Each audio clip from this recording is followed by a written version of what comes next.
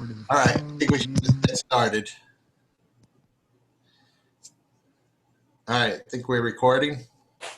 We are recording, and we Are we live? in about 5 seconds. But you can go ahead and get started.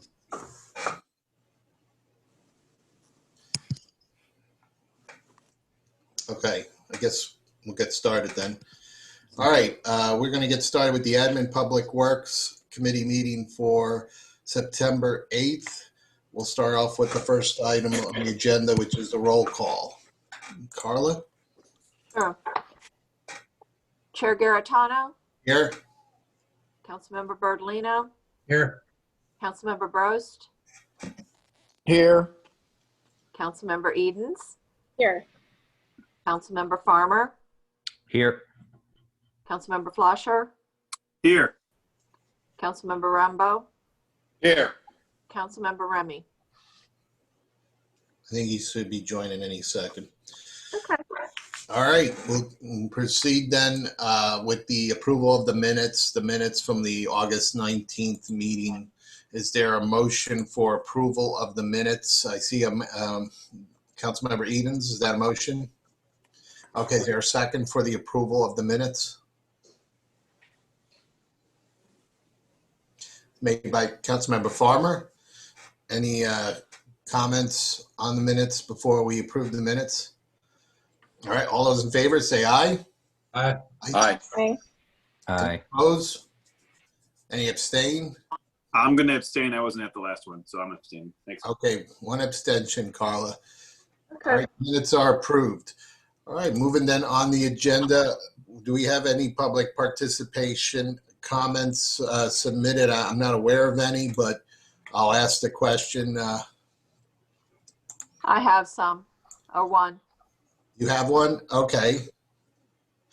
And go ahead, Carla, if you could read that. Okay, this was submitted online.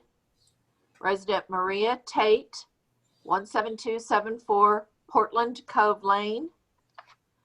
And her remarks were, in regards to the Payne family development, please consider what a development in the area of Old Manchester Road and 109 will have on Bonham Creek. Keeping in mind, where will the runoff water from this development go? It will not be handled by the sewer system. Runoff water will have a negative impact on neighbors downstream of the planned development. Plus, what will happen to the natural habitat of the current creek if more runoff water is allowed to enter the creek? Will this new development change the floodplain for the creek? If so, what legal standing do neighbors downstream of this development have to recover losses based on damage caused by the development? That's All right, the end. thank you, Carla. Yeah, I mean, that's a submitted comment to our committee meeting, so for the record, we do have to read it, but it does sound like that comment really belongs to tonight's Planning and Zoning Commission meeting. So Ms. Tate of Portland Cove, we'll have to see if we can forward that comment over to, I guess, Planning and Zoning. City Administrator Anselm, did you have? Yes, sir. We did receive that earlier today, and just to be safe, we did share that with Travis, who helps coordinate that, and I believe he provided that that submission with the comments for the P&Z tonight. But we wanted to make sure it was right in both places, just to be safe. All right, perfect. All right, well, that's good. Carla, is that the only comment that you have? Okay, is there anyone on the meeting on the Zoom? No, sir. I see no one in attendance. Okay, good.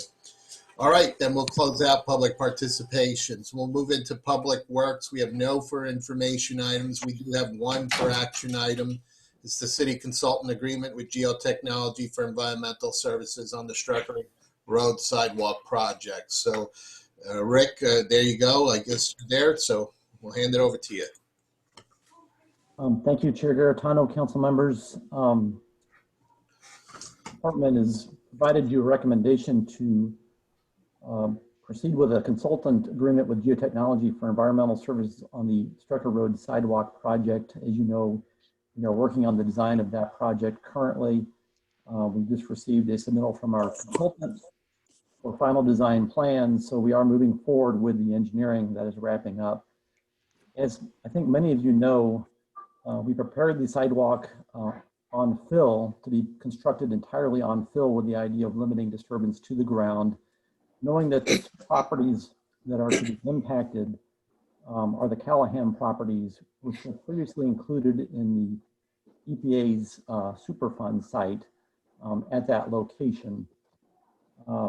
After further discussions with the mayor and also City Attorney John Young, it was suggested that we should complete additional environmental services on those sites, those two properties, in accordance with the position we took with the EPA regarding the delisting of that property. Essentially, when the EPA delisted the Callahan site, the city took a position opposed to the delisting. And at that time, we listed numerous items that we felt needed to be addressed with regard to the potential for contamination. So essentially, this proposal that was received from Geotechnology is to provide those same due diligence to the area of the Callahan properties that we will impact with our temporary and permanent easements. So the proposal that we received from Geotechnology is for the amount of $49,800. It would complete a phase 1 environmental assessment, as well as the installation of 5 monitoring wells, which would allow for groundwater sampling and testing of those 5 wells. And it also includes a geophysical survey of the area, which would utilize ground penetrating radar to look for the potential for buried contaminants at that location. So the recommendation from the department to the committee is to move forward with a consultant agreement with Geotechnology to complete the environmental studies for the 2 properties at the not to exceed amount of $49,800. And I'm available for any questions that you may have. All right, thank you, Rick. I got Councilmember Eden's hand up. Yes, I'd like to get a motion on the floor. So a motion to prepare legislation as recommended by the department for a consultant agreement with Geotechnology Incorporated for environmental services on the Strecker Road sidewalk project. All right, I did see Councilmember Remy. I'm assuming that's a second, right? Okay. All right, thanks for putting the motion on the floor. Councilmember Edens, did you have any comments in addition to your motion, or was that just a motion you want to do for now? A motion, but just for clarification purposes, Mr. Brown, was this included in the original $170,000? No, I would say, unfortunately, we had not previously accounted for this cost, so we will have to address this ultimately with the budget. And I would expect that this would be an end of the year modification to the budget for the project amount. Okay, all right, thank you.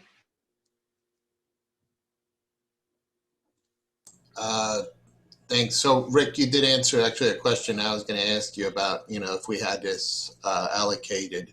So at this time, where would the funding for this come from?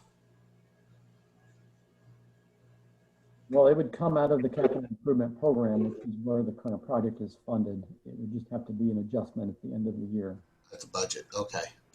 All right. Thank you. All right. Is there any other questions or comments in regards to this? Councilmember Brost, and you're on mute. So Rick, the study's only required because of the sidewalk. Is that correct? That's correct. The scope of the study will only encompass the areas that we will impact with the sidewalk. It's not a study of the entire property by any stretch. It's just limited to the sidewalk area. And then with the wells, is there going to be are those permanent wells where, like there's a note here where there'll be permanent monitoring? Is there going to be an ongoing cost? I'm not aware of an additional. I believe, yes, I want to say 3 of them are considered permanent. I'm going to double check that, but I believe 3 of them were considered permanent, which means they will be reported to DNR and then they will have to be abandoned at a future date. Now, Geotechnology has included those costs in this proposal. So I have accounted for that in the dollar amount that I'm quoting you tonight. So they're included in the 47? Correct. Yeah. The 49,800. Or 49? Okay, thank you. Any other questions or comments? Councilmember Edens, you have your hand up? Yes, I didn't write down, oh, yep, okay, it's page 6 of the document, page 9 of the PDF. I think this goes without saying, and we do it anyway, but the contract technically says verbal or email results will be provided. Let's get it in writing. I would expect that, Councilmember Edens. In writing, of course. Okay, Who was the second? that was Councilmember Remy. Thank you. All right, hearing that we don't have any other comments, then we'll do a voice vote on this. All those in favor, say aye. Aye. Wait, Aye. Councilmember Bros had his hand Aye. up. Yeah, I just, I thought you were, doing something. I'm going to vote in favor of it, but Rick, I've got a question. Is this study necessary?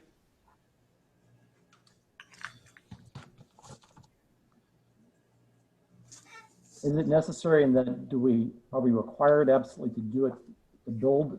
I think the answer would be no, but it is recommended or highly recommended based on John Young's advice relative to the history of that site and the position we took. And I didn't mention, frankly, the other issue, and Sam may want to speak to this, is the ongoing efforts through the Planning and Zoning Commission to add a new zoning overlay district. So once that occurs, assuming it occurs, it allows the city additional abilities to provide additional requirements onto the property developer for this very thing. And so the idea is we're going to do the same level of due diligence that ultimately will be required of a future developer if one does present itself at a later date. I think Director Brown covered it pretty succinctly. So. I was a yes vote. Well, that counted or not. yeah, I'll do another vote just to be safe, since Councilmember Bros did have a follow-up question on that. I didn't see him there. So any other questions or comments? All right, I'm not seeing any. Okay, so again, we have a motion on the floor made by Councilmember Eden, seconded by Councilmember Remy. Do we want to... All right, all those in favor, say aye. Aye. Aye. Any opposed? Any abstain? All right, that motion passes. All right, next on the agenda, we're going to move down to administration. We've got 3 for information items. So the first item is the update on the information kiosk. Sam? Thank you, Chairman Garitano, and good evening, council members. Yes, in response to this item that was on last month's agenda, I want to let you know I did reach out to a colleague that I had been introduced to in a previous city who had done a similar project in another municipality. He's now in the private sector, but he's working closely with the municipality in the Kansas City metro area to do a similar project. So I reached out to him, and he has put me in touch with the public works director in that community to look into the potential of partnering with them on the idea of providing this kiosk. The potential benefit is the plan that's being discussed is the kiosk would actually be provided to the cities at no cost to the cities. So I don't quite have the details worked out yet, but the intent is potentially to conceptually market our events in the Kansas City area. Likewise, the community that's located in Kansas City could market their events with us and with our residents to be able to create sort of a cross cooperation. And there's also another municipality in Kansas. I want to say maybe Topeka, possibly, that is looking into this option as well. So potentially we're looking at being able to provide this to our residents at no cost to them, but I just wanted to give you that information as well. As soon as I get the details on what the device would do, what its capabilities are, I'll be able to share that with committee members here. But just want to give you an update in that regard. Happy to answer any questions. So City Administrator Anselm, what was the city, Kansas City? No, it was Parkville, I believe. So Parkville? Yeah, suburb of Kansas City. Mhm.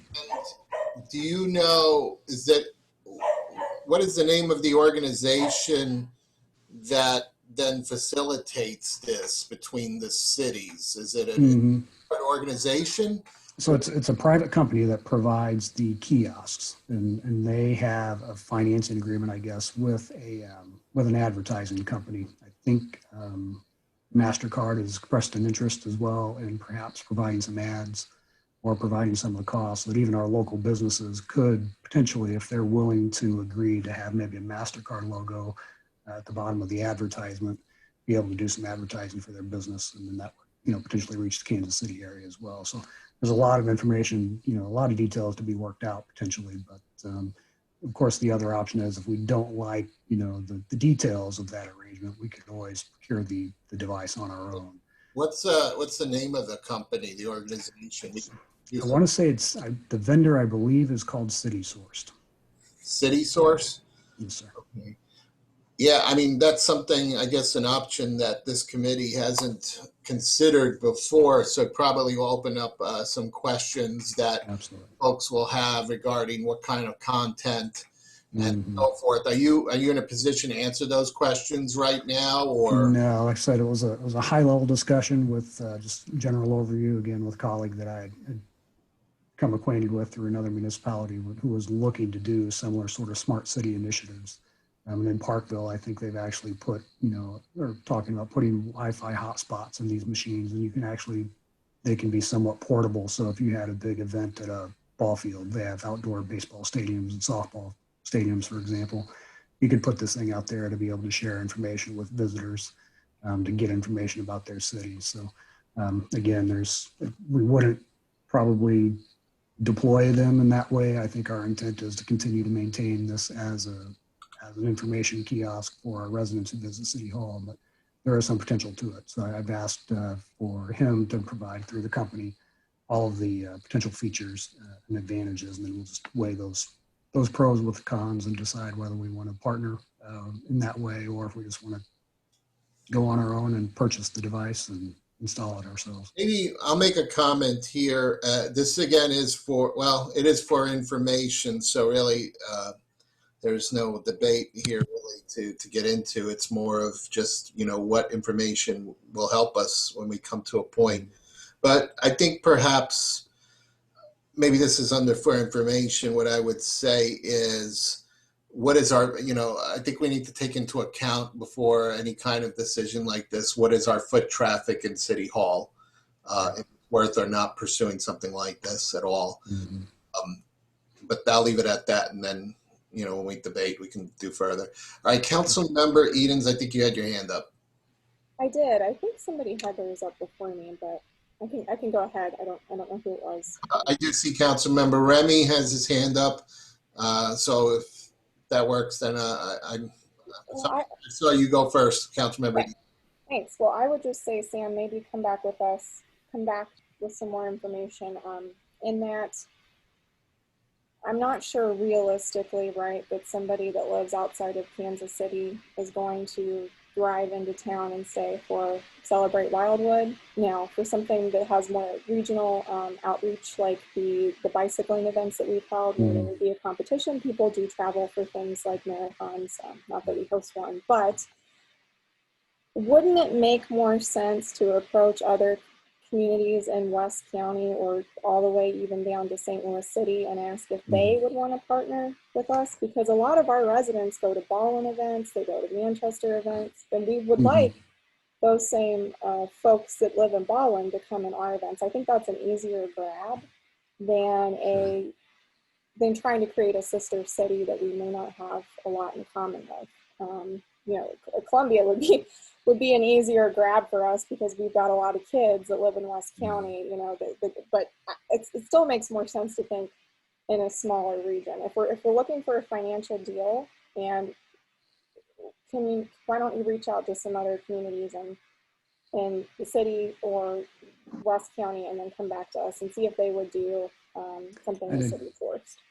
Yes, Mr. Bennett and I did have conversations about that, and I think that is the intent. Eventually you can connect the St. Louis and the Kansas City areas as a region a little bit more closely. So I think the thought was, if they wanted to expand into St. Louis or even east onto Indianapolis or some of the other communities, you have to start somewhere. And so, the thought was, let's start, or, potentially piggyback onto the Parkville deal. And if it's successful, then, if Baldwin or City of St. Louis wants to be interested in that, I don't think there's any restriction on getting in, on that game at some point later on down the road. I hear what you're saying, but I guess what you're talking about going ahead and creating a linear approach across the state. And what I'm saying is we may not be ready for that. Let's create a spider web approach within our own community first. So, Sure. And rather than having Baldwin join us with our Kansas City link, let's make our own hub here. I go to events in Webster Groves. I doubt that people in Webster Groves look up our events. That's an easy audience that we can grab. So it just doesn't make a lot of sense to me right now. But if you came back and found out that we could create our own partnership, rather than, is the problem that City Source is just out farther west? No, I mean they're in several parts of the country, and I think conceivably, again, you could. Any city that's part of this network could potentially join in, and share that information. At the end of the day, it's just a software tool that's, deployed over the internet to be able to prepare ads and have those available. So again, we could partner with the deal, have this company finance the machine for us, and not even connect with any other communities at all. It's not a requirement as part of that. Hang on. I thought that City Source was the contractor that built this and came up with the plan. City Source is the software company? No, it's the provider of the kiosk, as well as the software that's involved with not just the ads, but any agenda materials if we want to put agendas on there. So. Okie dokie. And the other thing I would add too is that a lot of our local businesses, I mean, I'm sure that the ads, if they're going to say they have a statewide audience, there's a statewide cost associated with that too. So I can see a lot of members of the WBA saying, that's not my audience. I could pay for an ad in West News, or I could pay for somebody to see this in Kansas. The intent in this case, again, would be for MasterCard to pay for the ad. So MasterCard would reach out to our small business and say, hey, here, we have this opportunity to promote your business in another part of the state. If you're interested, in exchange for letting us put our logo at the end of at the bottom of the ad, it doesn't cost our businesses anything. So it's a free advertising, source for a lot of our businesses to reach a market that, again, perhaps, maybe there's nobody in Kansas City that wants to go to Benedetto's, for dinner. But at the same time, if Benedetto's is interested, and we've got a Plein Air Art Festival that's going to be, hosted, sort of downtown in Wildwood, and they wanted to jump on that ad, then there's an opportunity, I think, for them to let somebody, an artist in Kansas City or Topeka or, whatever platform, whatever city we decide to advertise that particular event in, to be able to potentially say, hey, if I'm going to be in town, where can I go to eat or where can I go to shop? Yeah, I think at this point, we're probably speculating until we get facts and details, and some documentation from the vendor would be great. So maybe what you could do is, when you get that information in advance of the next Admin Public Works meeting, get it out to the committee when you get it, so that this way they have a chance to review the materials, visit the vendor's site, and we can then get into a conversation of what we reviewed and whether or not something we want to consider. All right, Councilmember Edens, did you have anything else? I apologize if I cut you off. All right, Councilmember Remy. I agree with Councilmember Edens. The only other suggestion I was going to make was, I'm not sure the kiosk on our city property, if we necessarily want to have it brandished with different companies and things, because it may demonstrate a level of bias. But I think there's an opportunity to certainly partner with the WBA and see if there's potential to strategically place a couple other ones across the city in different locations, and then be able to provide an opportunity for our local businesses and or other activities, including some of the work that our community may be having, events and those sorts of things. And we can highlight not only city, but also the community events, I think, through something such as that. That might be a nice partnership that we could perhaps try to work towards. Yes, I think it's a good point. And again, Mr. Bennett and I had that conversation. I mean, when you think of people coming into Wildwood for events, I think of sporting events through our high schools. And so if you have some traveling teams that are going to be playing at Lafayette or Eureka, there's a potential even for the school district to be able to say, yeah, sign me up for a couple of these things. And then they can put those kiosks in their facilities so that their spectators are kind of plugged in with information on what to do and where to go if they're going to be in town for a couple of days. Other thing too is to reach out to the West News magazine to see also if they wanted to help participate, since they've got a lot of things like Easter egg hunts and those sorts of things. It could be nice to have that included. Yep.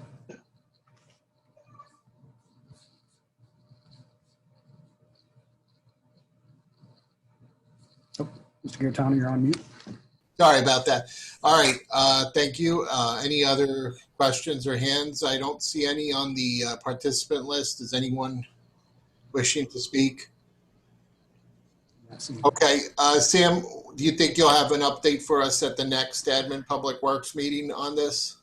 I hope so, but again, I'm still waiting for information from the company, and the agreement that they have with the City of Parkville has not been finalized yet either. So she and I have agreed to sort of stay in touch, and if she gets some information, I'll share it with her, and if I get it, I'll share it, likewise. So as soon as we both have some information, I suspect both communities will get that information to their governing bodies. Well, in that case, then what I'll do is, I don't know if there's a sense of urgency from the council or the committee here. Maybe we'll just put that back and not ready for action until you come back with more information. I would think this is not a high priority, probably either medium or low. So, I'm going to suggest, unless somebody thinks differently, maybe just put it back in a medium priority, and just when you come back with information, to do that, and hopefully you'll have that at the next meeting, so we can either just move forward with this or finally disposition this item and move on. Yeah, for budgetary purposes, I'll have sort of a worst case scenario on what the machine would cost if we just decided to purchase one and do it on our own without these connections, and that'll at least be part of the budget conversation that we have for 2021. So, all right. Next item is on the agenda is the discussion of lobbying services, and I'm happy to provide some background on that as well. So, Sam, do you have anything, or do you want me to cover that? Well, I mean, your offer would be appreciated, because I went through some of our records, and it looks like in 2017 there was a lobbyist selection committee that got, I think, all the way through the process of interviewing a couple of potential firms, but I did not see any information after that April 2017 meeting that indicated the city did anything with that. So at Mayor Boland's request, he asked if this committee would be willing to entertain the idea of hiring a lobbying firm. So again, I was hoping to be able to provide some information to the committee, but there's not anything that I can say that here's where we ended, the process last time. So if you could fill in that gap, I'd appreciate it. Yeah, I'm happy to do that, and I think Councilmember Bernalino might also have some recollection of this. We did at one time have a contract with a lobbyist firm. This was around the time when the topic of the poll tax was being discussed and the potential changes that were being proposed. So I believe, and I'm not 100% certain, but I believe the name of the company was called AT Strategies or something like that. They are a firm, a lobbyist, and this was the company that the city had hired, the lobbyist, to work on our behalf in Jefferson City, and to be able to keep an eye on things in Jefferson City on our behalf. So this lobbyist works for other cities as well, and we were one of their clients. So during the period of time when the poll tax issue was going on, I think there was some benefits with that, because they were obviously an ear on the ground in Jefferson City and reported back to our city. We were directly, using them, so we were a client. And then with the poll tax, there were opportunities, hearings that took place. I think there were some arranged visits as well with some of the legislators. So it was something that the city was using at the time. About 2 years ago or so, I believe that it was in this Admin Public Works Committee, the topic was revisited. And at the time, the committee membership voted to cut the service contract with the lobbyist.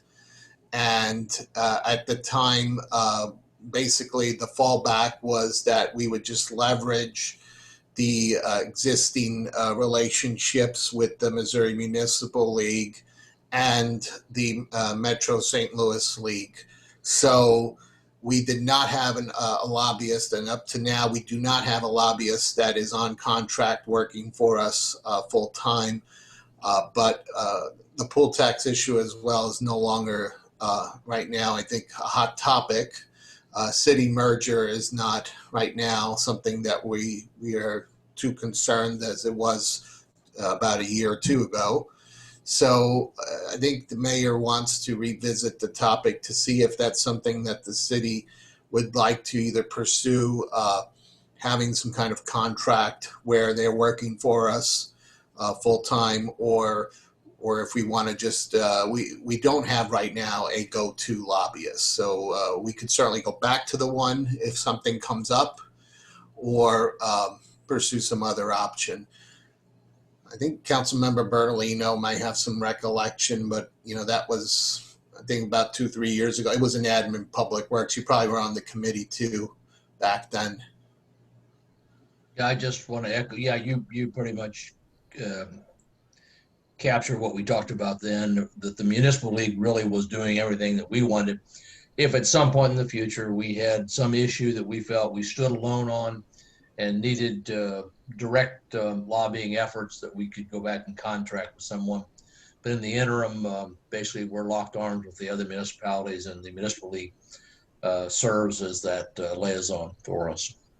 So before I open it up for additional information, there might be opportunities, like if we are working on internet funding from the state or something like that, there might be opportunities where a lobbyist would be able to work exclusively for us in trying to work with legislators, whether it's passing some kind of law or trying to find sources of funding. So I wanted to add that out there, but open to thoughts. Again, this is a for information item, and open to seeing if you want to continue to pursue this or not. Councilmember Edens? And then I have Councilmember Remy. I see your hand up there. It looks like some of the more alarming issues have gone away. However, if we're not going to look at contracting lobbyists right now, if we put a pin in it, then what we need to do a better job of is establishing constant contact with our local representatives in statewide offices and federal. And a lot of times, I mean, lobbyists write the legislation and they hand it to a representative, and then they can make changes. It's not always a bad thing, but it can be. I think we all know that. So we need to be doing that ourselves if we're not going to have a lobbying firm do that. And there are ways to do that, but one of the things we talked about, I know before some new council members were on, is one of the issues that we've had with rural internet is that we are not, quote, rural enough, meaning that we're in a wealthier area and we exceed population gaps or population caps on many federal and statewide programs. So what became part of the discussion is how do we change the definition so that Wildwood is included? And there are many ways to do that. And one is to,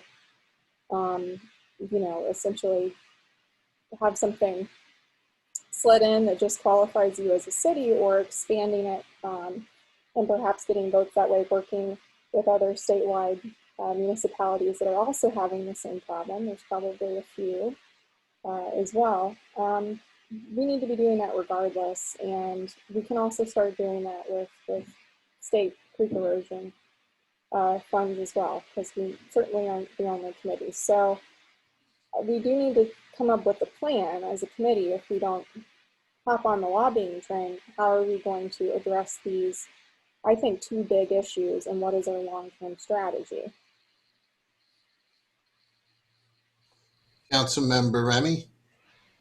Councilmember Edens and I we're right on the same page. I was going to actually say the exact same thing. The main reason, Joe, that we discussed this at least last year about the lobbying was related to the rural internet and how we could get the rural designation for the city of Wildwood and have somebody lobby in the state. And so I don't think that that should be something that we should step away from also. I think we actually need to actively do so. And I think in the confines of I was like, no, they didn't invite me. He's like, we should still come. I was like, yeah, no. Cool. Yes, been muted. So I think with the confines of the pandemic, I think it's even more imperative for us to actually discuss at the state level the ability for us to get either rural designation or perhaps discuss with both our state rep and state senators the concept of, for that specific issue, some relief funds, because we've got a number of students and people who work from home with their students at home who are having major bandwidth issues. And this is also going well outside the rural regions that would be designated. So I think this is actually a major problem for our city at the moment. And I think we probably need to push this. And if it means having someone advocate on our behalf for this issue, then I think we may need to consider that. Good point. Councilmember Berlino, did you have your hand up? Yeah, I did, Joe. Just as we talk about this subject, it reminds me that we haven't had our own representatives before us in a long time. You know, Dottie Bailey is running again, but Bruce DeGroot and Shamit Dugan, who represent, between the three of them, they represent all of Wildwood. And that should be our leverage point. We've got three reps that cover us, plus Dave Schatz, who's our senator. And I don't know that we've done anything to leverage those three, get them before us on the dais and say, this is our problem, this is our issue, what are you doing for us in the legislature to get this either this change that we need or get funding for us, because we've got all these citizens that you represent without internet. The City Administrator Ansel. Yes, sir. Thank you. Just to sort of follow up on Councilmember Edens and Councilmember Remy's points. I mean, yes, the definition of rural is an issue for the city of Wildwood and for any city that doesn't meet that definition. I would just caution that a lot of the programs that the state receives funding for, the state is a lot of times a pass-through from the federal government. And the federal government is actually the organization that defines what rural is. So when you talk about lobbying the U.S. Congress, that's a whole different ballgame than lobbying, the state for changes. So coupling or adding on to Councilmember Bertolino's point, we've got good relationships with our representatives and senator here at the Missouri legislature. We've got good contacts with them. I think if there's any state issue that we can solicit help for, those are good resources for that. But when it comes to lobbying Congress for changes in federal designations, that gets pretty complicated and extensive and expensive, I would say as well. Councilmember Edens. Yeah, I just wanted to clarify. I think when I said rural, I don't mean an entirely different label and our designation as a city. Mm-hmm. What I am saying is that, there's a joke, right? It's only pork barrel if it's not your city or if it's not your state. I am looking for a piece of legislation that is a special project funding specifically for our city, independently or to be attached to another piece of legislation, which would give us the same benefits as somebody applying for funding that's rural, but without entirely changing the definition of the city. So I just wanted to clarify what I meant by that. So maybe what I could do is, City Administrator Anselm, I think it might make sense to see from, kind of like the lobbyists that we worked with before, and we certainly will probably want to do a similar process as we did in the past if we ever want to engage a lobbyist, to have a selection process to figure out who's going to represent us best. Mm-hmm. It might make sense for this group. Let's get the menu of options of how they work. We obviously have worked with them before where we had them, on a contract basis, over a period of time, months, maybe years. Because I know AT Government Strategies was not the only lobbyist that Wildwood worked with. AT Government Strategies came in around 2016, And then there was another one that was working for the city, which I remember coming into council was not so good. And that was the reason for the change. So it might be helpful to know, do they offer these options like an a la carte basis where like for the internet or something that comes up, we can engage with them. And maybe it's something that, we have it ready to go when we need it, or if we are ready to, let's say, go down a path of looking for internet funding, as far as a certain direction, because we would have to work in coordination with the Rural Internet Access Committee. It would make sense to do that. But I think it seems like there is some kind of interest, and my experience having been involved with the Municipal League is there are a lot of cities that are doing a way better job than us when it comes to relationships with state legislators. When I go to Jefferson City, and I'll go with other cities, they are doing a lot of things, working with them. They have meetings periodically throughout the year. We actually, I think it was about 2 years ago, we were starting to do that. Mayor Bolin organized kind of just a kind of a meet and greet opportunity in Jefferson City. A few of us went there, those who couldn't make it, but everyone on council was invited. And it was an opportunity to connect with all our representatives and even some others that serve our region. And we haven't done that. The council at the time felt that the money was not justified, and therefore we did not continue it. But I think that might be another venue for us to pursue, to build and to strengthen these relationships, because when we call and we are Wildwood and we need help, we want them to remember us first. So maybe for information, if that's what the committee would like to, maybe we get some more information as far as what options. And remember too, Clean Missouri was passed, I think it was about a year ago, which has really restricted a lot what lobbyists can do. So they're limited to basically $5, which is basically a cup of coffee when working with the legislators. So it's not, maybe the costs have changed as well because of that. So what are your thoughts? Or somebody want to make a motion and get some additional information?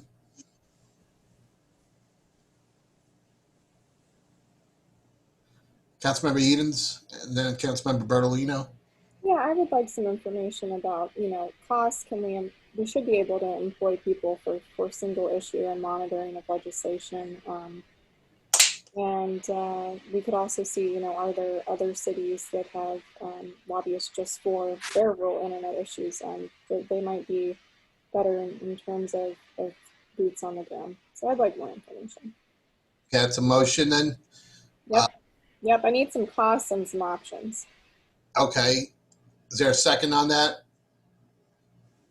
I'd be happy to second it if not. Or Councilmember Farmer, I see your hand up. You want to second that? Okay, so we've got a motion on the floor to get some additional information. Councilmember Bertolino. Yeah, Lauren, can you repeat that? I'm sorry, I wasn't focused in on that. Was a motion, so I wasn't listening that closely. It was just a motion for more information with some options of firms or the principals that we would contract with, so costs and whether or not we would want to just do one for single issue versus like a retainer on call for any issue that we have. Councilmember Edens, is that a motion for the next meeting? Mm-hmm. Sure. All right, so we have that motion and then second by Councilmember Farmer. Any other questions? All right, all those in favor, say aye. Aye. Aye. Any oppose? Any abstain? All right, the motion passes. All right, we have the third item, which is the 2021 budget timeline. I asked City Manager Anselm if he could share with us what we should expect with the budget planning process. me unmute myself. Okay, I am working with our finance officer on a revised calendar. You'll recall that in February, we presented some changes to our budget timeline, and then March hit. So things have sort of been sidelined a little bit, but we are trying to get back on track with that plan. Let me pull up the information that I have. Apologize for the clicking. So at the end of last month, you'll recall I sent out an email, and I appreciate everybody who did respond with just council budget requests. So I've gotten some good information that I'll be able to share with city team members this week, be able to start getting some cost estimates for those items to include in next year's budget.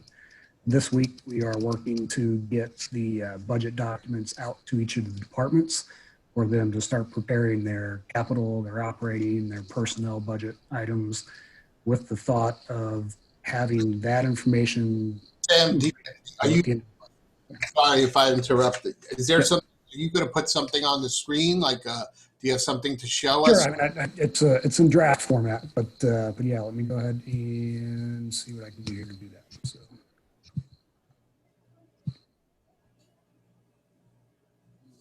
You said, when was that we talked about it last? You said in February? It was February, right? Our last meeting right before the COVID issue, hit. So everybody should be able to see that screen, hopefully.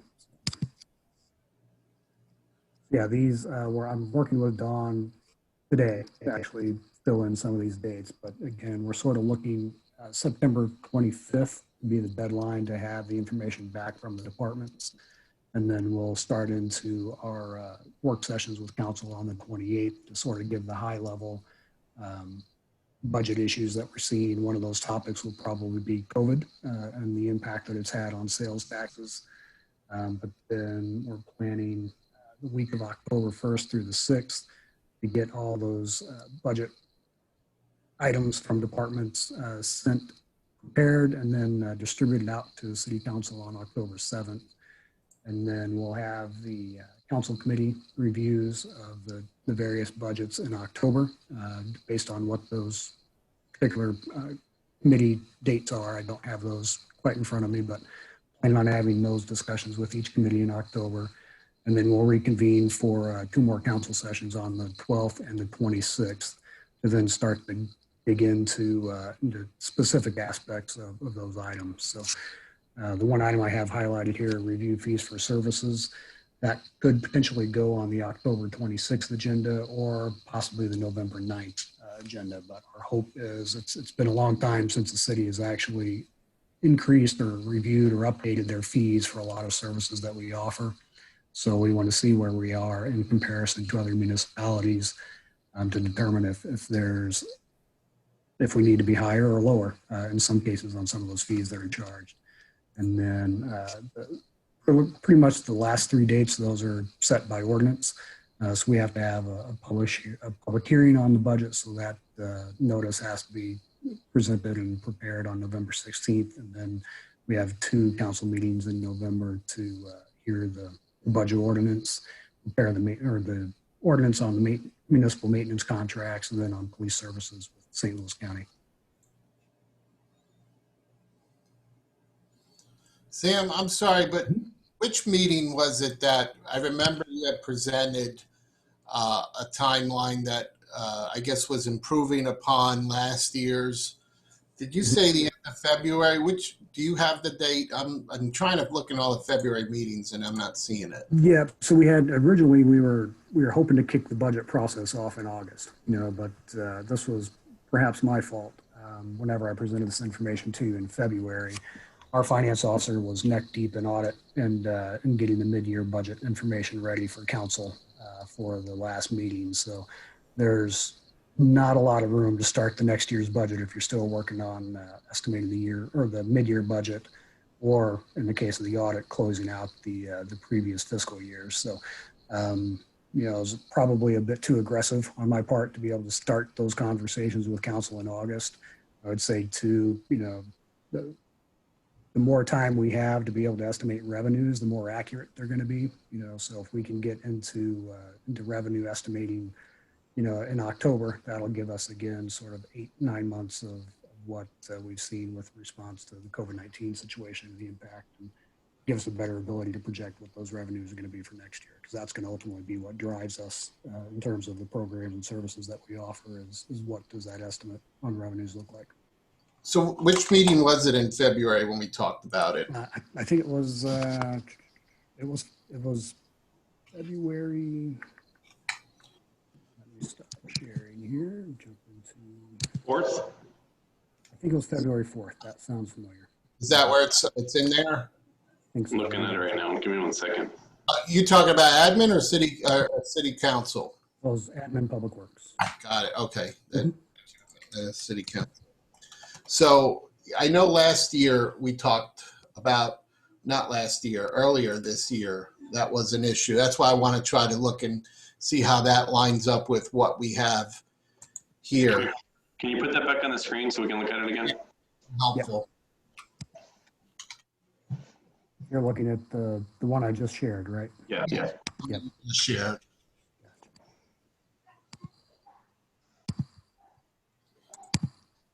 Councilmember Garetano, am I up first? Yeah, your hand is up. So if you want to go ahead, go ahead. All right, so a couple of things. So what I see here is incongruent with what we discussed in February. So in February, I made a motion to have an entire separate meeting just dedicated to the budget. And in fact, I made a motion to have a separate council, just a meeting of council, just to do this. I'm a little bit worried that we're already in September. We've got some uncertainty going on right now with some COVID issues. We've got a number of potential capital projects, especially with some decreases in our funding stream. And I'm not seeing the additional meeting in the month of October. I just see council committees review, and then I just see some work sessions, if you will. But I don't see a dedicated meeting just of council for us to go through all of the details so that we can get this right. So that when we get to that meeting in December, we're not worried about a January 1 deadline. So I think there's somehow the motion that I made back in February didn't get followed. As I recall, the minutes included a meeting to be held on the same night that a planning and zoning commission was scheduled to be held, and that created a bit of an issue. So, I mean, certainly if the council wants to have a separate meeting, I think we can find a date that doesn't conflict with any of our other standing committee meetings or any other meetings that we might have that night. I think that would be most advisable. I think we're in a tough situation now, and I think it's going to take a fair amount of work. Could you just scroll up a little bit more, Sam, or is the Yes, September 25th the first item there? No, yeah, let me jump up. Yep. Oh, most of it. There you go. So, which I think, again, everything from the end of August to November 9th, that's all. Let me ask this question. Maybe I'm a little confused when I look at this here. Our next council meeting is on the 14th. Mm-hmm. And what I see the 5-year capital improvement plan update. It says September 25th. Mm-hmm. That probably. When is the council going to discuss the 5-year capital improvement plan? Does that mean that we're going to get it all done in the next council meeting? So if you're looking at the September 5th topic, that's the deadline for team members to get their capital plan, their capital projects identified. Then we would look at October 12th for the council to review the 5-year plan. And then the following meeting on the 26th, they would just review the 2021 capital improvement plan. So we had talked about a strategic planning process where we were going to work as a council to develop what our 5-year plan is. Mm-hmm. That not the same as what we're looking at here? Is that different? It's different. I think when you look at our current 5-year plan, which I shared with council members in my email at the end of August asking for budget requests, those projects have been pretty much identified, and some of the more expensive ones that involve grant funding, those timelines are somewhat set. So there's some flexibility that we have year in, year out to be able to adjust that 5-year capital improvement plan. But then within each of those years, if something comes up and we need to adapt or adjust, a project, we can move one, from an additional year up if revenues are good, or if they're down, we can look at, kicking some of those following years. The issue I have, and that's when I look at the proposed schedule that was shared back earlier this year, the council was going to look at the strategic goals and objectives according to that schedule in August. Yeah, I think we even identified in June, we were going to have, that conversation, but then with the election being, pushed from March, from April to June, that sort of, impacted our ability to have that. I do have a proposal from the facilitator to be able to have that retreat. I've got the agenda that I've shared with the mayor to see if that covers everything that we need. If so, the first step in that process is a survey of council members and senior management to identify what the priorities, should be for the next 5 years. And I think that starts to set the stage then for a better plan or approach next year. But I think backwards, because then we are already figuring out the budget for 2021, and therefore we will not have any influence on what our 5-year plan looks like until 2022's budget, or at the earliest, I guess, when we do that budget. You're already doing the budget for 2021, and if I recall, the 5-year plan ends in 2020. So basically, we're going into 2021 in a year that is not covered under any kind of strategic plan, and therefore now the 5-year plan is really 2022 to 2027. Yeah, we've kind of lost that opportunity now to do that for 2021. Yeah, I think, and I'll point out too, the current 5-year strategic goals and plan that we're under right now was 2015, I think, to 2020. That really wasn't adopted until the end of 2015. So there were several months worth of work that indicated, I think it was adopted in September or October of that calendar / fiscal year. So we can at least get the process started once I'm able to have a conversation with the mayor on the agenda and the way it works in terms of having meetings with council members remotely versus in person, as well as what the survey questions would be to the members of the council. Then I think we'll be ready to roll that process out, and then probably schedule those meetings as part of the work sessions as well that you see here on the screen. All right, let me see. Councilmember Remy, do you still have your hand up? Do you have more? You have another comment or question? I do. I want to make sure Councilmember Bertolino gets to get his point in before he has a hemorrhage, and then I'll take over after him. All right, we'll do that then. Councilmember Bertolino. And doctor, at my age, hemorrhaging is a serious issue. I want you to know that.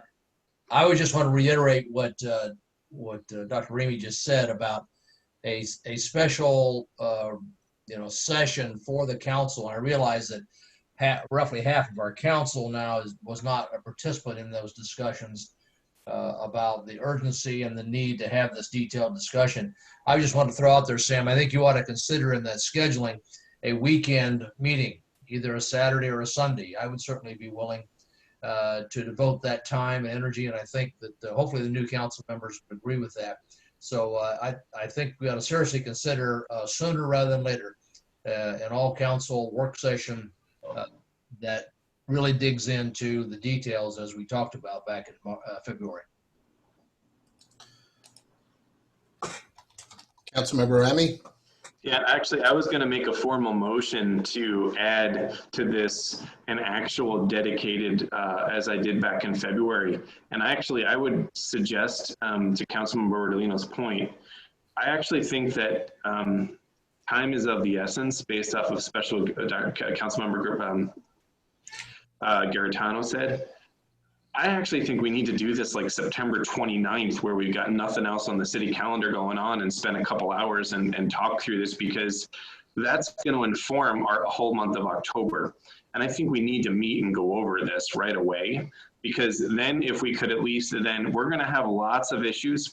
We've got some uncertainties, but I don't want us to be in a situation where we can't have time for public participation on some of these items, where we can't thoughtfully go through a lot of different items for 2021, especially with some items that are going to be carryover from 2020.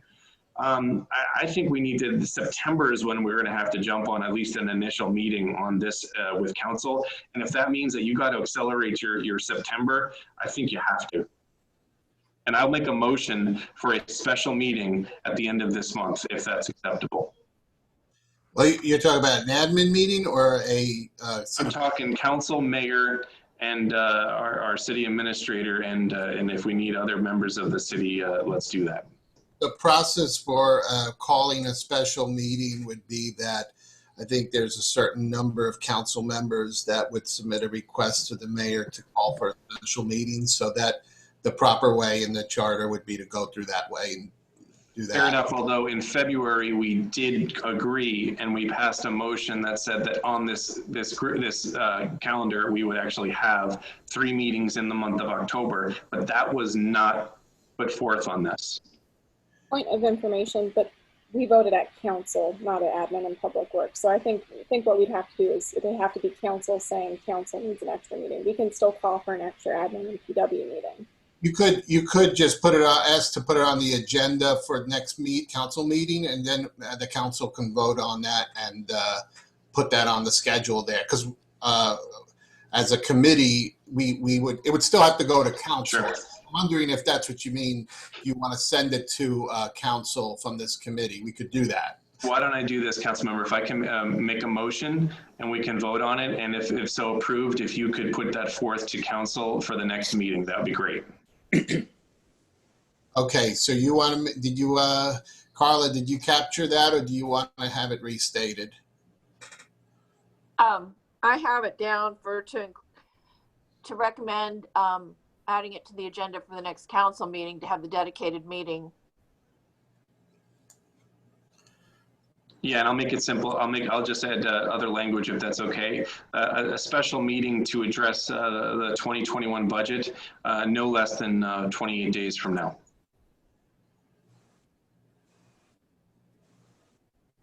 There's a second on that? Is that Councilmember Edens? I have a question about the motion. So I understand that it's a 2021 budget, but don't we still need the review of the 5-year capital improvement plan first so that we know what to put in the budget? So does your motion move up the 5-year capital improvement plan from October 12th? You got it. So this is the new date for the 5-year capital improvement plan discussion. And yeah. The review of the 2021 budget would probably shift back to October 12th? I think that we have, as Councilmember Garitano pointed out, we're going to be beyond for years if we don't get this done sooner than later. And so I think we need to up this timeline, because I don't think this is reflective of what our original intent in February was. I thought that we did not want to be in this predicament the way that it is as it stands. And so to your point, yeah, I think we actually need to do this a bit we need to get the ball rolling further now. And if it means cutting everything by a week so that we can have our council meeting, we should do that. And if it's the end of September or early October, that's fine. But I think we're going to be we only have a few months left. And the other thing to think about is we only have a couple of months left, and we don't understand going into the fall what the impact of the pandemic when co-infection occurs. I think it'd be better for us to carefully triage a lot of these items now. So I guess the question to you was, do you want to kind of change the language around then to state that you want the review of the 5-year capital improvement plan to occur by September, I think you said 29th? I would be more than fine to do that if so possible. I'm just afraid what's going to happen is if that doesn't occur first and we're still on track to be revising our estimated income, that we're going to have a meeting without a final estimate of income that occurs before our goals are finalized. Can I just ask Councilmember Garitano his recommendation here? I'm hearing you, and I do think an additional meeting is probably something the council should entertain. I mean, my recommendation is really ultimately up to the committee here, but from what I could see here, I think one key question is for the city administrator. The 5-year capital improvement plan, is the city staff going to be able to pull together their updates for the council to review by the end of September if we have that additional meeting then? Sure, Matt. Yeah, the 5-year capital improvement plan has already been set. That was adopted with the budget that was approved, for this fiscal year. So again, when this pandemic first hit in March, there are some projects that I recommended that we put on hold. I don't know that there have been any significant changes to those. In fact, I think most of the feedback we got from the committees was proceed with the projects that are listed in our capital improvement plan, because we have reserves that are able to fund those. And we do expect some of the projects that we had originally budgeted are going to, from last year and this year, weren't quite finished. So I think we're going to add a little bit to our reserves in the capital budget this year and probably next, just because of weather and things that delayed some of the projects. So I guess the short answer to your question is, if we're just planning a special meeting to discuss the 5-year CIP, I feel comfortable that staff can be ready to have that discussion.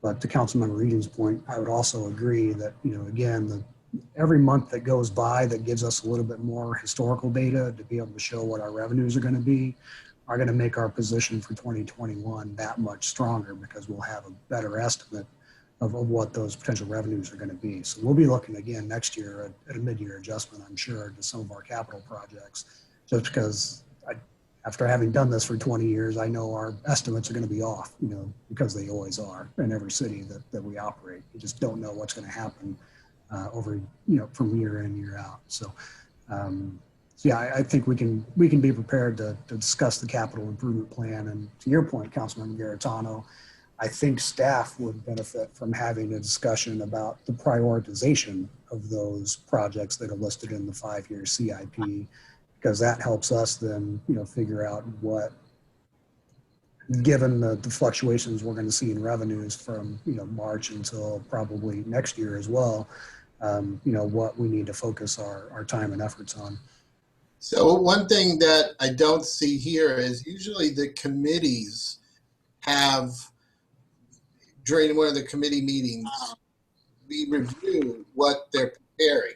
Like we will see in this committee, Public Works is going to present their budget, and would go for planning and parks. So I wonder if we're going to supersede that step to have the committees first do their review before it goes to the full council to do a review.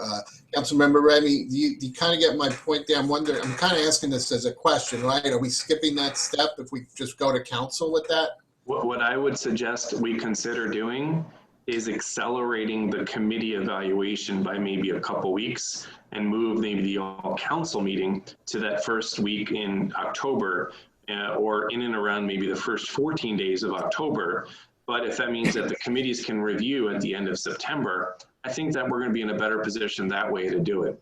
But having just a month of October for the review of budget, I think is going to be, it may be, we might be waiting too long.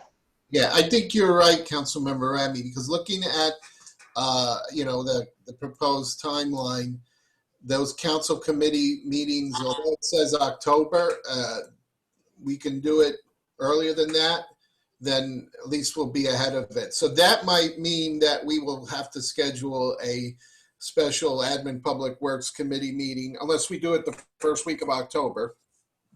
We do that, and then every other committee needs to do the same. And so we meet the beginning of the month, but Planning and Parks meets later. So if we want to go into the October 12th meeting, all the committees have to have their discussions already done by the October 12th meeting, is what I'm thinking here. But let me know if that resonates. But what I'm suggesting, Councilmember, is that October 12th meeting is just one of 2 planned meetings for the month of October. I suspect we're going to need an additional meeting in the month of October for council. Right, and so what we could do is, we've got some time now, but I think we can certainly start to make everyone aware that there's going to be a need for that, and then bring that on the agenda at the council, either at, either we'll, maybe we won't know yet the answer on the September 14th meeting, but maybe by the 28th, we should know for sure. But there's nothing that stops us from at least sharing with people to expect that, we're going to need that meeting. But my motion is to put it on the calendar. So if we could do that for this Monday's meeting, then if we have a meeting scheduled on the calendar and we're far ahead of where we need to be, then we don't need to have the meeting, but we should put it on the calendar as soon as possible. Well, then in that case, then I think I would be supportive then, at least a motion that says that, we'll schedule a council meeting in the beginning of October focused on the budget, and then we'll have more information so that by this Monday, we are fully prepared to vote on that, and we'll know the plan. And then maybe City Administrator Anselm can modify the schedule here. Are you planning on presenting this to the council this coming Monday? No, I was not. I mean, and I'll just express my concern in conversations with our finance officer earlier today, is that September 25th deadline is already going to be tight, for departments to be able to have all of their budget items submitted. So again, if we're just talking about having a meeting to discuss the 5-year CIP, that's one thing. But if you're looking to accelerate the whole budget, conversation, I don't know that we're going to be able to provide all the information to the council that they need before September 25th. And as you'll see there, I mean, October 7th is our target date to be able to have all that information out to the council for review. And then we roll right into, the committee meetings that, again, I've identified for the month of October.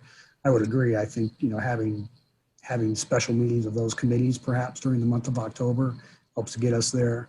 But I would also add too, in years past, we didn't have council work sessions really to discuss the budget items that I've identified on October 12th and 26th. The process used to be the finance department or my office would submit the preliminary budget to council. They'd roll right into the budget committee or into the standing committee meetings.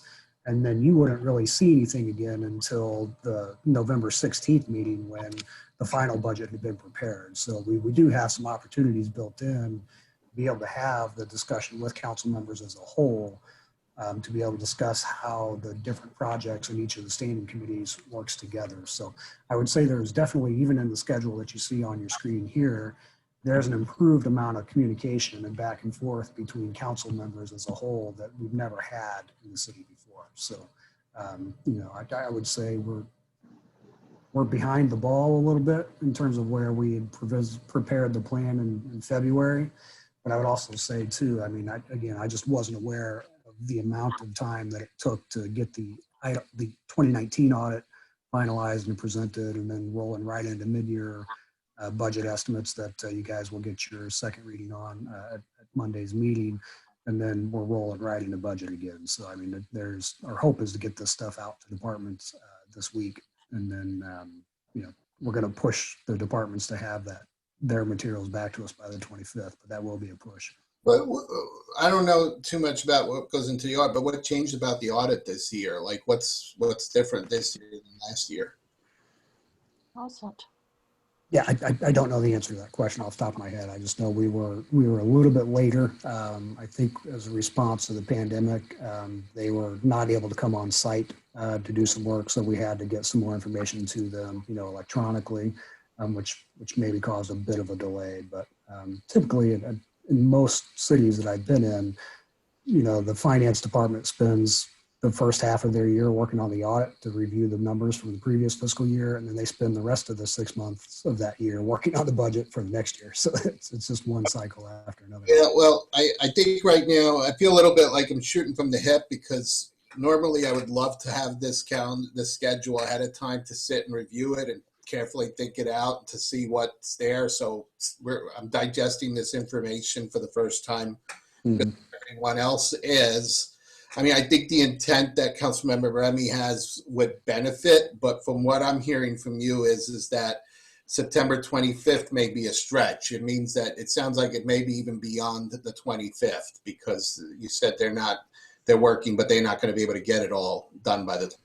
Right, because I mean, the September 25th deadline is for all departments to submit their information to me, and then I review that with the finance officer to be able to say, okay, all of their requests, do we have enough money for it? And if not, I'm going back to the departments to be able to say, okay, we need to cut here, we need to cut there. So, so that week of September 28th, really through October 6th, is me working closely with the departments to be able to get those numbers ready for 2021. So you don't bring to the 28th council work session. Obviously, you won't bring that to that work session because you're working on it that week. So your first opportunity is to share it to the council committees and then bring it to the council work session on the 12th. Is that what it is there? I mean, yeah, that's what we've sort of identified. Now, I think in talking with Dawn, we can have a high-level conversation with council on the 28th to be able to say, okay, here are some of the principal issues that we're looking at in the next calendar year. And obviously, the top of that list is sales taxes and where they're going to be. I've told the departments expect a reduction in sales tax revenues just because I think that's what is going to occur, but I can't give them a percentage at this point. Say, okay, we're going to be looking at 5% down or 10% down for next year. That becomes more clear each month that passes. So since I was making a motion here, one consideration, and I'm happy to modify this motion, it didn't have a second anyway, would be in line with what was just discussed. If the initial conversation begins on September the 28th, with finalization between October 1 and 6th, and council work session on the 12th being both that and the 28th is really about an hour. We don't have a lot more time than that. My motion might be to consider October 13th as a meeting of just all council then, because now we'd have 2 work sessions, not very big, but we'd have at least time to look at the budget recommendations for a week, and then be able to actually have a high-level conversation about prioritization based off of what's been recommended, especially if we need to send it back to say, I think we need to consider some other options.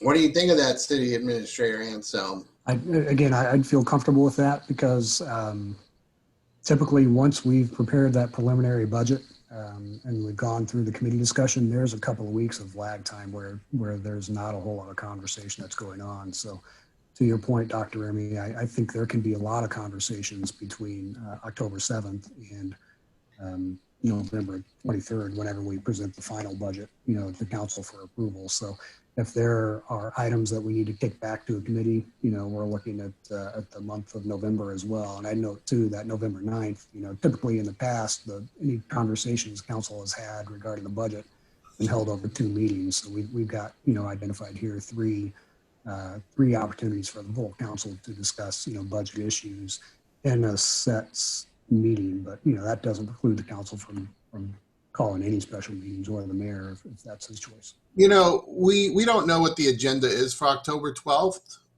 Maybe we just work to see that we keep the agenda focused primarily on budget, and hopefully there's nothing that's time sensitive that needs to be discussed by council. Maybe the October 12th City Council meeting is dedicated just towards this topic.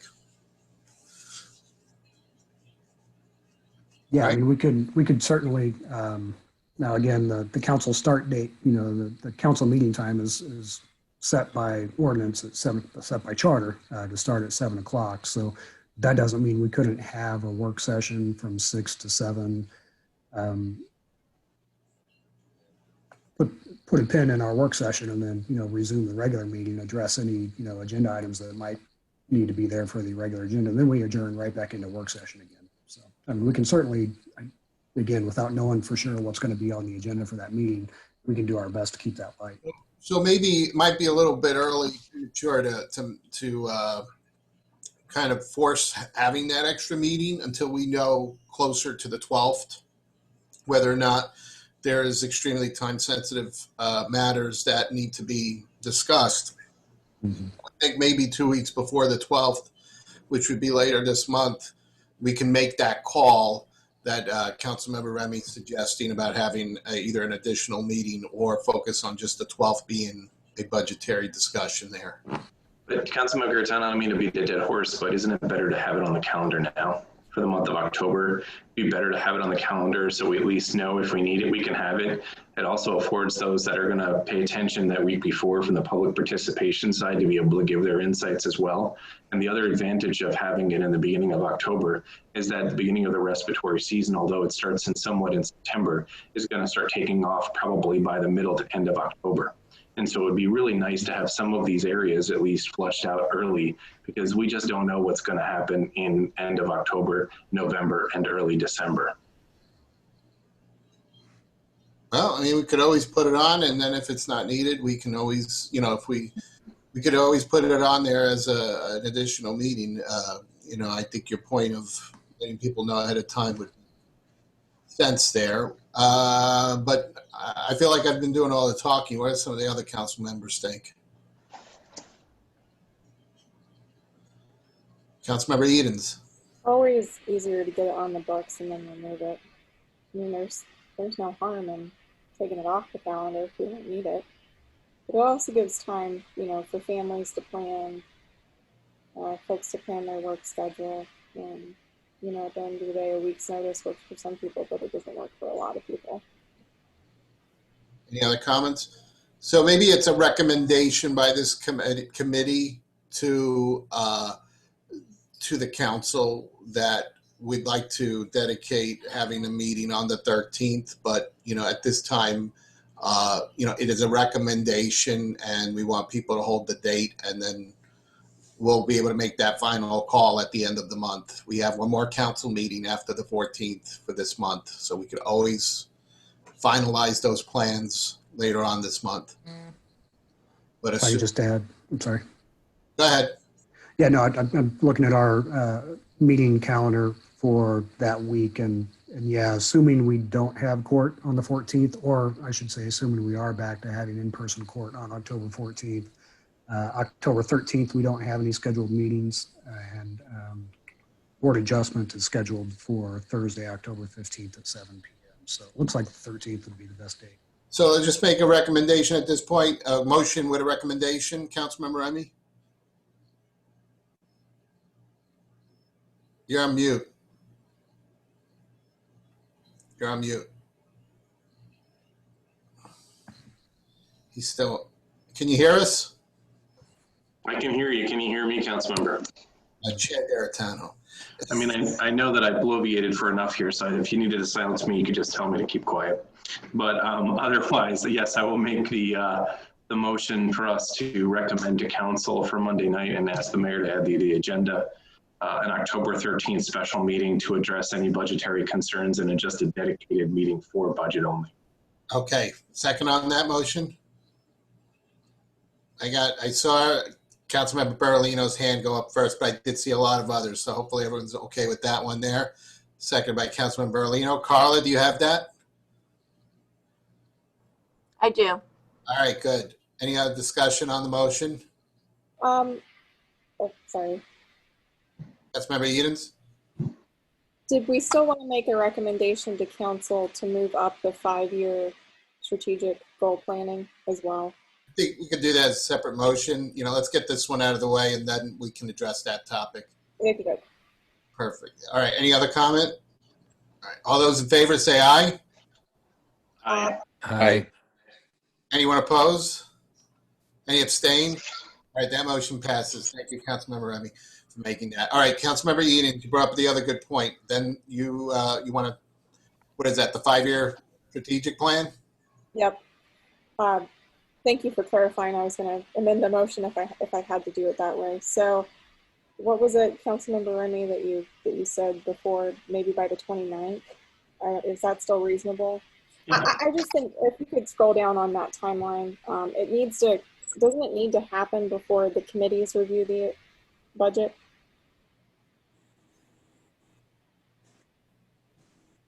I guess my question in response to the committee members here is, what would you hope to accomplish in having a discussion, a separate discussion about our 5-year capital improvement plan? So that'll help me answer the question better, I guess. Well, if we knew, for example, that well, the Creek Committee isn't on here, but let's say part of that discussion occurred in Administration and Public Works. If we knew as members of both committees, because there's several of us here on there, that we would like to see funding for bridge maintenance increase with, let's say, hypothetically, there are 5 bridges that we want to flag and maybe flag for improvements in the next 5 years as erosion increases. Wouldn't we want to have that discussion in admin and public works so that it's added to the 5-year plan? Or wouldn't, I mean, I'm just wondering which is the chicken and which is the egg.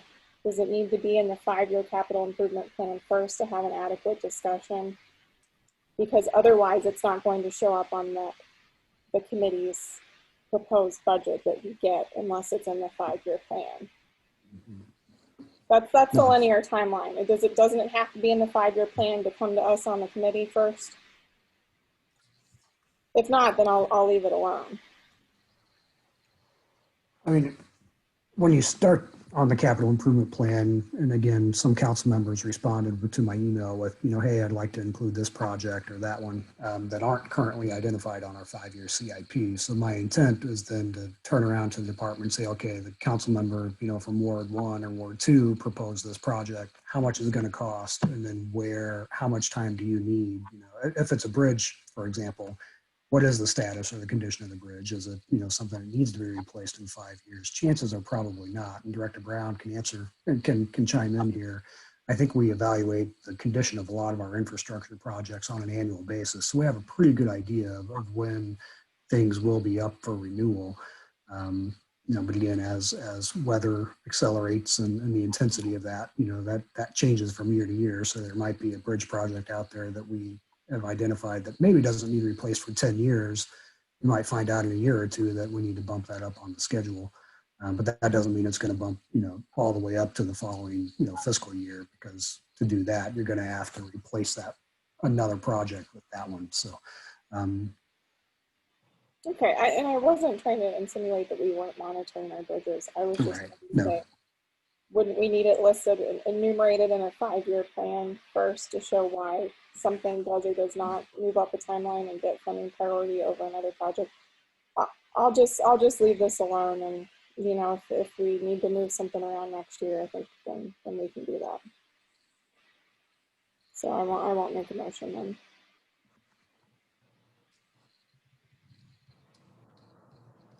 Any other questions or comments? All right, so I think at this point right now, looks like we've beaten this one pretty good here. This is helpful, Sam. It would be even better if we can get a copy of this sent to us, that we have an opportunity to really go through it and kind of pick it apart, see where we have opportunities. So, that would be helpful if you can get that to the council to review, because I think folks want to make sure we're going into this season prepared. Absolutely. Yeah, I'll be able to get with the mayor tomorrow morning and let him know, what the committee here talked about tonight, and if they'd like to have a request for Monday's meeting to include another meeting, perhaps on October 13th, to talk about the budget. Perfect. That's the 13th of October. Is that Friday? Tuesday, I believe. So I think. Perfect. All right. That date. I guess that's it. Anything else on this topic over here on the agenda?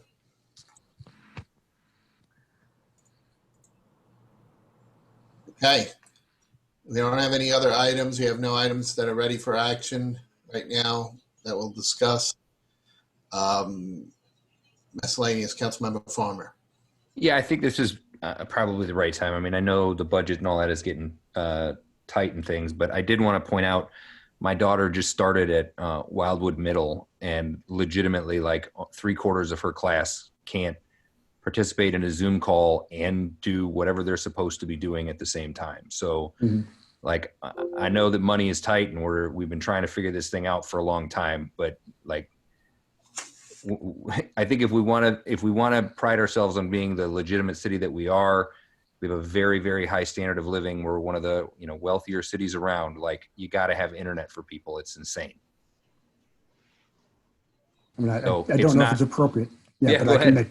I can make a quick comment. I know the Rural Internet Access Committee has 2 meetings this week scheduled with finalists for the RFP that was submitted. So we've got one more interview, I think, on Friday with the other finalists. So as soon as we get those meetings finished, they'll be able to convene. I think there are 2 good proposals. I can't go into detail because they aren't ready for public, information yet. But I'd say we're rolling along those lines. And I know the school district too has a program.